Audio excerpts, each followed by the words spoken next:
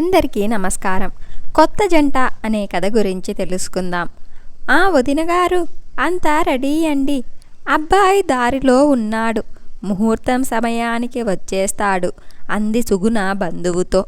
పెళ్ళి ఏర్పాట్లన్నీ ఘనంగా జరిగాయి.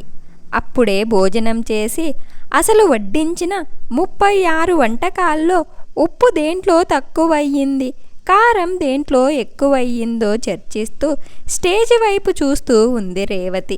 ముందు వరసలో ఒక ఆవిడ వెనక్కి తిరిగి అబ్బాయి దేవూరో అంది. అయ్యో, మీకు విషయం తెలిసినట్టు లేదే. అబ్బాయి ఆటోమేటాన్ అంది పక్కనే ఉన్న ఓ పెద్దావిడ. అంటే అని అడిగింది అర్థం కాక రేవతి. ఆ పెద్దావిడ తన పక్కన కూర్చున్న మనవరాల్ని తట్టి, ఇదిగో అబ్బాయి గురించి వీళ్లకు చెప్పు అంది.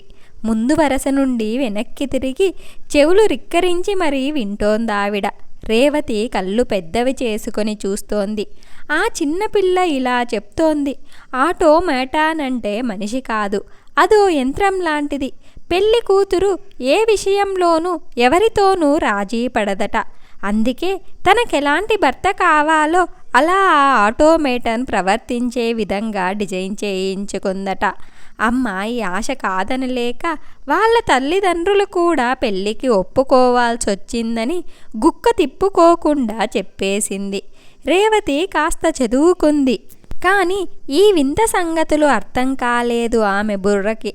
మనసు కలిపి మంచి చెడు అంటూ ఇద్దరి గురించి ఆలోచించి కుటుంబ వ్యవస్థను నడిపించాల్సిన కొత్త జంట స్థానంలో కేవలం తన మాటే నెగ్గాలి అనే జీవిత భాగస్వామి అతి తెలివితో వేసే 7 అడుగులు కనిపించాయక్కడ. అందరూ ఇలానే అవుతారా? ఓ మాటన్నా పడని అమ్మాయి, భర్తను ఏదో రకంగా సాధించే భార్య, భార్యను హింస పెట్టే భర్త, ఒకరినొకరు క్షమించుకోకుండా ఒకే కప్పు కింద నివసించు శిక్షించుకొనే జీవిత ఖైదీలా భార్యాభర్తలంటే ఇదేనా ఈ తరం నేర్చుకున్న పాఠం? ఇవన్నీ చూసి వినికి విసిగిపోయిన యువతరం ఇలా యంత్రాల్నే జీవిత భాగస్వామిగా ఎంచుకుంటుందా? ఇది వ్యక్తిగత అభిప్రాయాలకి విపరీతమైన శక్తి కల్పించిన పరిస్థితుల ఆటలా ఉంది. ఇష్టాలు మంచివే, రేపు నువ్వే వెర్రి పని చేసినా సమర్థించుకునే ఆర్థిక శారీరక శక్తి ఉందని ఎంత దూరం వెళ్తావు? సృష్టికి ప్రతి సృష్టి అంటే ఇదేనా? యుగాంతమా? రేవతి ఇదంతా ఆలోచించి పెళ్లి కూతుర్ని ప్రశ్నించాలి అనుకుంది. కానీ ఆమెకు ధైర్యం చాలలేదు. సర్దుకొని సంసారం చేసే రోజులు పోయి ఇలా కొత్త ప్రయోగాలు సమాజంలోకి వచ్చేశాయి అని, ఇదెక్కడ కాలజ్ఞానంలో లేదే అని ముందు వరుసలో ఉన్నావిడ వాపోయింది.